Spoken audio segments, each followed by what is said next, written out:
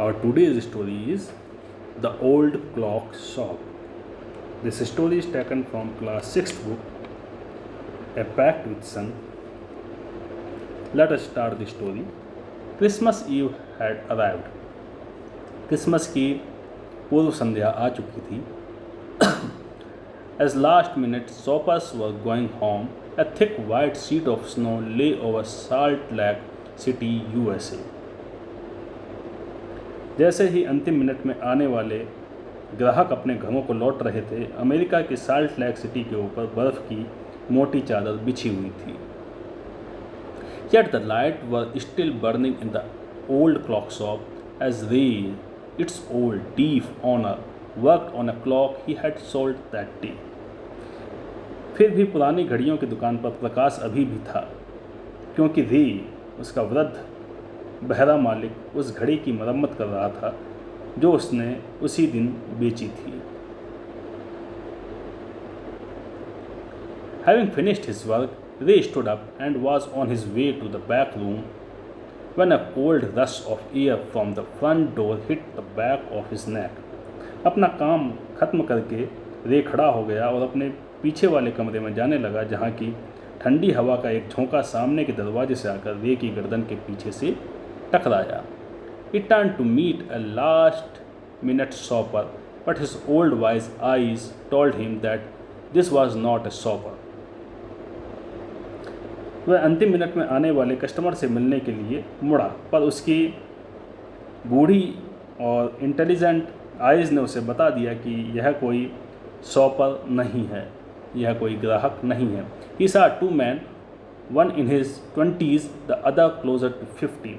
उसने दो व्यक्तियों को देखा, एक 20 ईयर्स का था, दूसरा लगभग 50 ईयर्स का. The younger man remained at the door. कम आयु वाला जो व्यक्ति था दरवाजे पर रुका रहा. The older man approach the counter with no sign of friendliness in his eyes. और बड़ी उम्र वाला व्यक्ति था वह काउंटर के पास आया. उसके आँखों में भी कोई फ्रेंडलीनेस का यानी मित्रता का कोई भाव नहीं था. He was able to hide his growing fear as he slowly pushed a notepad and a pencil across the counter. रे ने अपना गहराता भय छिपा लिया जो ही उसने नोटपैड और एक पेंसिल काउंटर पर सरका दी.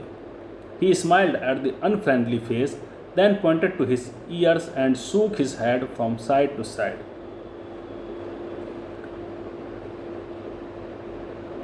रे उसके ठंडे चेहरे को देखकर मुस्कुराया. ठंडे और कठोर चेहरे को देखकर उसने स्माइल दी तो उसने अपने कानों की ओर इशारा किया और सिर इधर उधर हिलाया.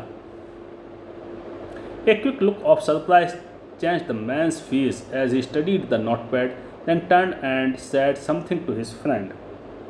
अचानक आश्चर्य ने उस व्यक्ति के चेहरे का भाव बदल दिया जब उसने नोटपैड देखा. फिर मुड़कर उसने अपने मित्र को कुछ बोला. Ray used the chance to look closely at the man, paying attention to the shape of a gun and a restless hand in the man's right coat pocket. रे ने इस दौरान उस व्यक्ति को गौर से देखा, उसकी बंदूक को तथा कोट की दाईं जेब में बेचैन हाथ को देखा. Anger boiled within him, but it was kept down by an inner voice that said, "Be still." उसके अंदर क्रोध भर गया, पर उसके अंदर से आती आवाज़ ने समझाया कि शांत रहो. He wrote on the notepad, "May I help you?" उसने नोटपैड पर लिखा, क्या मैं आपकी मदद कर सकता हूँ. For the first time, the older man looked directly at Ray and smiled. पहली बार बड़ी आयु वाले व्यक्ति ने रे की आंखों में सीधा देखा और मुस्कुराया. A cruel mocking smile, एक क्रूर और हंसी उड़ाती हुई मुस्कुराहट थी. They both understood why he was there, why his friend remained at the door. दोनों आप समझ गए थे कि उस व्यक्ति के आने का मतलब क्या था और उसका जो दूसरा फ्रेंड था वह दरवाजे पर ही क्यों खड़ा हुआ था. They looked like men who were down on their luck and were now ready to try something they would later be sorry about. ऐसा दिखता था कि दोनों किसी संकट में फंस गए हैं और वे इस समय वह काम करने जा रहे थे जिसके लिए उन्हें बाद में बहुत पश्चाताप होगा, बहुत दुख होगा. The clock ticked on. घड़ियाँ टिक टिक कर रही थीं. रे कामली रॉट अनादर मैसेज, रे ने शांत भाव से दूसरा मैसेज लिखा, have you come to pick up a clock और वॉच, क्या आप कोई घड़ी खरीदना आए हैं? Then he pointed to the lawn board filled with hanging clock and pocket watches, और उसके बाद उसने बोर्ड की ओर इशारा किया जिस पर दीवार घड़ी और जेब घड़ियाँ लटकी हुई थी। He was not a pawn broker, वह कोई पॉन ब्रोकर यानी गिरवी रखकर सामान दे पैसा उधार देने वाला व्यक्ति न था, but at the same time couldn't say no to the needy people who placed their old watches और clocks before him for anything they could get. लेकिन साथ ही ऐसे जो नीडी पीपल होते थे, जो ज़रूरतमंद व्यक्ति होते थे, उनको निराश भी नहीं कर सकता था, जो अपनी पुरानी घड़ियाँ उसके सामने रखकर कुछ भी पैसा लेने के लिए तैयार हो जाते थे। He loaned more than he should, वह उदारता से पैसा उधार दे दिया करता था। They would be there when the owner wanted them back, वह जानता था कि ये जो गिरवी रखने वाले लोग अपनी चीज़ें लेने वापस ज़रूर आएंगे, तथा at the same price he had paid with no interest, और वह बिना किसी इंटरेस्ट के, बिना किसी ब्याज के उतनी ही राशि लौटा देंगे। Then the older man seemed to feel a little easier, took out his hand from his pocket and quickly looked at the watch on his wrist. इसके बाद जो बड़ी उम्र वाला व्यक्ति था, उसने सहज महसूस किया, उसने अपनी जेब से हाथ बाहर निकाला तथा तेजी से कलाई घड़ी में बांधी घड़ी को देखा। How much will you give me for this? The man wrote. आप इस घड़ी के बदले मुझे कितने पैसे दे सकते हैं? उसने लिखा। They noticed a little Sam in the grey eyes looking at him. The watch was nothing special and yet had great powers. रे ने उसकी भूरी आंखों में शर्मिंदगी देखी। घड़ी में कोई विशेष क्वालिटी न थी, फिर भी उसमें बहुत आकर्षण या शक्ति थी। It was something to extend a way out of a bad situation. यह इस योग्य अवश्य थी कि इसको गिरवी रखकर बुरे समय में पैसा लिया जा सके। A way out of bad situation, knowing that great need had brought the man to his shop in the first place, Ray asked, "How much do you need for it?" यह जानते हुए कि बहुत बड़ी ज़रूरत ही इस व्यक्ति को उसकी दुकान पर ले आई है, रे ने पूछा, इसके बदले आपको कितने पैसे चाहिए? The reply came back on the notepad, whatever it's worth. Notepad पर उत्तर मिला, यह जितनी भी राशि या जितने भी पैसे के लायक हो उतने पैसे मुझे चाहिए।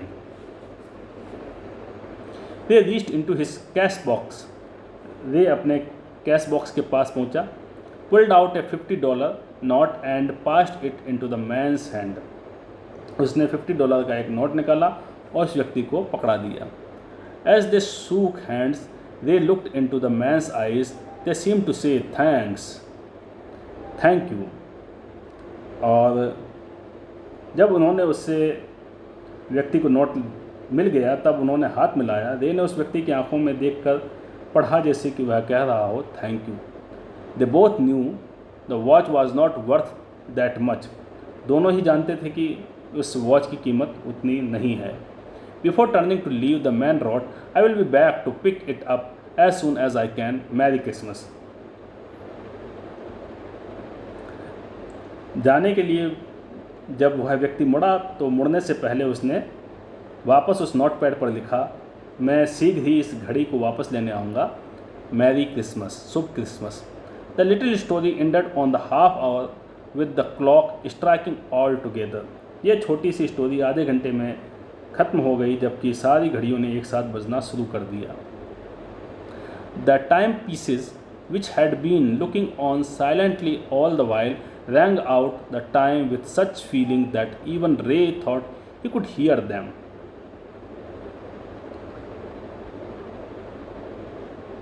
वो सारी की सारी घड़ियाँ जो अभी तक चुपचाप से यह सारा नाटक देख रही थी, अचानक से इतनी तेज़ी से बजने लगी कि रे, जो कि बिल्कुल सुन नहीं सकता था, वह उसने भी उनकी आवाज़ को सुन लिया।